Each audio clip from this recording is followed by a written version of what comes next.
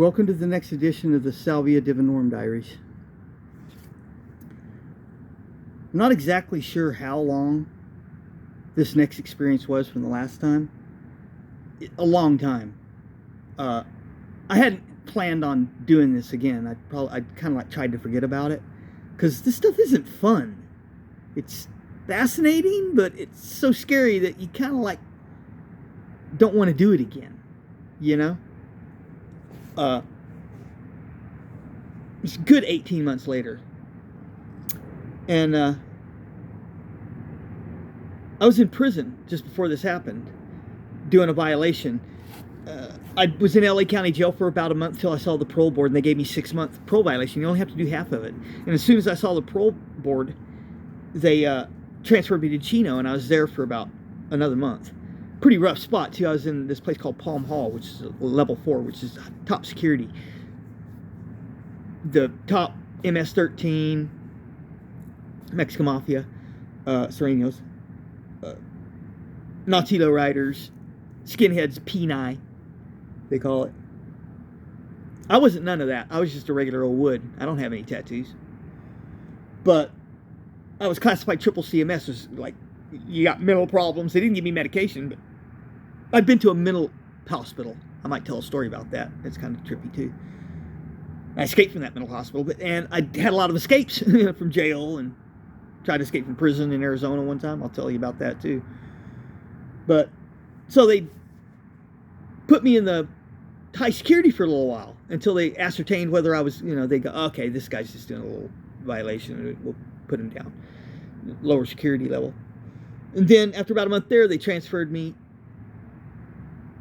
to this prison called Calipatria. This is way out in the desert down south from LA near the Salton Sea. A pretty strange place. And there's this, when you come up to the prison, there's this big ball. There's a tower with the ball on it. And it's like the ball's 50 feet in the air. And it says right on it, it had these letters spelling out level of the tsunami. What the hell does that mean? Well, I guess there's some big tsunami back in prehistoric times. Ancient, And that's the level. It was like 40 feet in the air, man. And it kind of like, you realize that if there was a big earthquake out there and it came up through the Sea of Cortez, it would wash all the way in there and be that high. It had done that before. Whoa. But it's a pretty rough place. Calipatria is rough. Like 7,000 prisoners there. I was in the level 4 for about 3 weeks, and then they transferred me to the 1 yard. It's not as bad. It's like you're outside the wall, the electrified fence, and you're in the level 1. But I was there for about a month. The day I was getting released, I couldn't sleep that night. And I was hanging out. I just got up. I didn't wake up. I got up that morning. I'm sitting in the day room because they're going to call me out to the release and reception, building. And I was going to get out of there, But the news was on. It was from the LA station. And they were talking about how they found a homeless person dead. I'm like, wow. In Sherman Oaks. I'm like, wow. Wonder who it was. I know all the homeless people there. I mean, some of them are my friends. Most of them aren't. But I knew them all. I'm like, I wonder who that is. I wonder who died now. But I was preoccupied with getting out, so I just forgot all about that. And they call me to release and reception, and they take my prison, uniform off or suit off, and give me like a release suit. It's almost like it's like the pajamas too. It's not like nice blue jeans or anything and a t-shirt. It's a t-shirt, but it's the cheap stuff, and everybody could tell you look like you just got let out of prison. It's the release from prison suit. Gave me my $200, and they load us on the little van and drive us into Calipatria and put us on the Greyhound. There's this Greyhound station there in Calipatria, and it takes you to the Greyhound bus station in LA. I get to the Greyhound bus station in LA, I go down to the train, the subway, and I take the subway into San Fernando Valley, and I walk like 3 or 4 miles down Ventura to get back to Sherman Oaks. Look around for all my friends, and I couldn't really find anybody. All my street friends, and where the hell is everybody? Looking around for my friend Bruce, couldn't find him anywhere. But I had this other friend named Pete. He's a Mescalero Apache Indian, about my same age. And he's going in and out of prison. But parole violations and stuff like that. He's a con. But he was reporting it this time, so I think he was done with it. I don't think he ever went back to prison from the time this was happening. I was kind of thinking about reporting this time. I had like 3 days to go see the guy or the girl. I didn't know who my parole officer was going to be, but I had a little bit, and I kind of want to get stoned or whatever, but I was afraid, man, are they going to test me for pot? Because I'm planning on going in. Actually, I did too. And I got off parole this time. Pretty sure. Maybe I didn't. It's hard to remember. It's all a blur. But I'm thinking, you know what? I'm going to go buy some of that Salvia divinorum. They're not testing for that. I know I can get away with that. Boy. Stupid. And I know there's this head shop that sells it. They sell the 20 over, they sell stuff with that's like concentrated with oil on it that's concentrated. I didn't get that. I just got the regular old leaves. It's just the plant itself. A little bag of it. And I got a little pipe they sell there. And I walk in, Pete's with me. And he's like, yeah, let's come on down to Joe's apartment. I'm living there now, and you can stay there too. You just hand him $10 or $15, $20, a night, and he'll let you stay there. I could hustle up $20 more. I could hustle up $40 or $50, and have my, I think I'd quit drinking at this time. I'm not sure. I think so. But I could have my Gatorade and water and weed and cigarettes, Yeah, pretty sure that's what I'd quit drinking by this time. Not very long, but like a year. I'm like, yeah. First I'm going to do this. He's like, man, don't smoke that. What is that shit? Will you smoke that out here? I'm like, yeah, man, shut up. And I've dumped about half the bag in there, and I take a big old hit, and the whole thing flashes like some magician's, flash powder. It's gone. I'm holding my breath.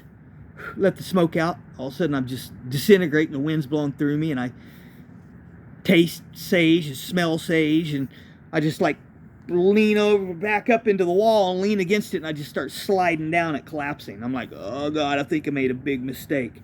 And Pete's looking like, what the hell's going on? And I don't remember anymore after that. Next thing I know, I'm out in the middle of the street running, and there's cars like hitting their brakes and honking their horns and stopping out in the middle of the street, and like people are yelling, get out of the road, you maniac. I'm like, what the hell? It's like I materialized out there. I didn't know how I got out there. Just got transporter beamed there.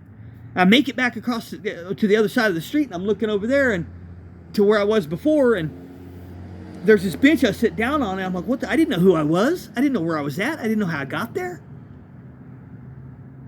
And it was a Mexican restaurant, and they got these speakers all over the place, and they play music, but there was no music at that time. They were in between songs. All of a sudden, this raucous, mariachi song starts playing really loud. And it sounded like Satan and his demons in the band, and they were like singing about dragging me off to hell. Thinking it's pretty funny, too. Like, yeah. You ain't gonna like this, but we sure are gonna like it. That's exactly what we want to do. You're coming with us. We're not the only ones that are gonna be suffering in this place for all eternity. I start running down the street. Oh my God! Running down the street to get away from these this Mexican mariachi demon band. All of a sudden, Pete runs up next to me. What the fuck? Dude, you almost got killed. Slow, stop. I'm like, oh God, Pete, what's going on? He's like, let's go to Joe's house. And we got to the alley, because Joe's house, we could walk down the alley, and the back entrance to the apartment was there. And we walked down the alley. Just before we get to the back entrance, the parking lot, all of a sudden these security guards come running up on their bikes. It's like some security had the contract to patrol Sherman Oaks. They weren't police. They're armed guards on bicycles, and they're basically like they're a test of trying to, they did it in Hollywood too, and they did it in Venice. They did it in a lot of little towns around Los Angeles to try to like run the homeless off and try to stop burglars and car burglars and thieves and purse snatchers or whatever from just victimizing the place. They run, stop right there, got their hands on their guns. What, you guys get into a fight? Yeah, somebody called, you guys got in a fight down there. We're like, I didn't say anything because I was still dumbfounded. And Pete's like, no, man, nobody got into a fight. We're friends. We live here.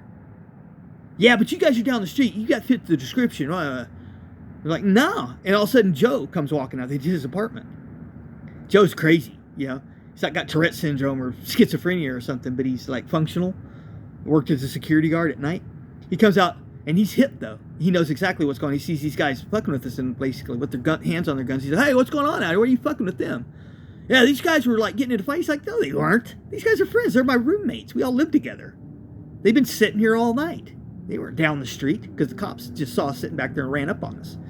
I wasn't talking. They're like, hey, why are you being so quiet? I'm like, I don't have to talk to you. I don't have to answer any of your questions. Fuck you. You know, call the cops. Take me to jail. You know, you got the wrong guy. It's that simple. And then Joe's like, no, man, they've been here all night. And I'll tell the cops, you try to take them to jail, bullshit. They're like, well, all right. They're looking at us. You guys should go back inside. Yeah, don't tell us what to do, whatever. Anyway, we did walk back inside. And I was just sitting there for the rest of the night, just like smoking Joe's cigarettes and drinking water, trying to, you know, figure out why the hell I just did what I did. Man, I regretted that. It's the same thing, too. It's like I was right back. It's like no time had passed. It'd been 18 months since I smoked it. But it was waiting for me right there, and it was just like I just left that place. You don't go anywhere. You're in the same place, the same location, but you're in a totally different place. And it was like it'd been waiting there for me, and it's like it started out where it left off. That's the overwhelming feeling you're getting. Oh, anyway, the next day, we're there at the apartment, Joe's apartment. I'm staying there now. I hustled up some cash and gave him a $20 bill and bought myself some Gatorade and some water and some cigarettes. I don't think I got any weed. I was gonna go to the parole office. I was bummed too. I still had some of that salvia. I was like, man, are you gonna smoke any more of this? But anyway, this couple that we knew showed up. They were swingers. This girl named Michelle. She was from Egypt. Really pretty, you know, kind of like voluptuous, a little bit chubby, but not, you know what I mean? Big brown eyes and thick curly hair hanging all over. She was pretty. And she was real saucy and fun to be around. And she was a swinger, too. She was available for any of the guys that are hanging out. She'd creep off with you to make out or whatever, you know, as far as you wanted to take it. But I never did, but I could have. So she was fun to hang out with. The possibilities are there, and it was fun to think about, I guess. And Rich was her boyfriend, I guess. But, you know, he was looking for other tail or whatever. And he'd, like, go to bed with another guy and her, or another girl and her. Even though she said, I'm really not into that. She's just like guys. But they're there. And Rich is an asshole. He's like a little rich, spoiled boy. Richie Rich, we called him. And his dad's like some big muckety-muck in the music and the film industry. Both. You know, I'm not going to name the company he worked for, but it's one of those that has movies and music. And so Rich is a spoiled little brat, and his brother was like some kind of actor or something like that. Not a really big one, but known. He's an asshole, little spoiled rich boy. And he didn't like me, and I didn't like him. I'm thinking, I got some. Hey, man, you want to try some of this Salvia divinorum? He's like, what the hell's that? It's like, man, it's the strongest hallucinogen known to man. He's like, yeah. And Pete's like, no, man, because he saw what happened to me last night. And he's like, dude, don't, Jeff. And Rich is like, nah, man, shut up, Pete. I want to try some of this stuff. So I pulled out the pipe, pulled out the bag, and dumped about half of what was left in the bag in there. There was quite a bit. Handed it to him. And he took a big old puff. I took it back from him. All of a sudden, then he lets the smoke out, and he's like, his eyes get big. And he's all tense and looking around. And he looks over at me and says, is it going to be okay? I'm like, no, it's not. You're going to die. And you're going to go to hell. You can just say he's terrified. Actually, I'm kind of like thinking, why was I saying that? Because that's what I was afraid of every time I did it. So I knew it hit him hard. But he came down, and Pete was like, don't smoke any more of that shit. Because we barely kept him from running out the door and running down the street screaming. I gave him the rest of the baggie, too, because I didn't want any more. I don't think I smoked anymore. I gave him the baggie. He's like, okay, I'll take it. And eventually Michelle and him left to go do whatever they're going to do. And me and Pete hung out for a little while longer. And he laid out on his couch. We were sleeping, couch surfing. He laid out on his couch. I laid out on mine. We went to sleep. Anyway, that's it. I'll see you next time. Oh, it was Bruce that died.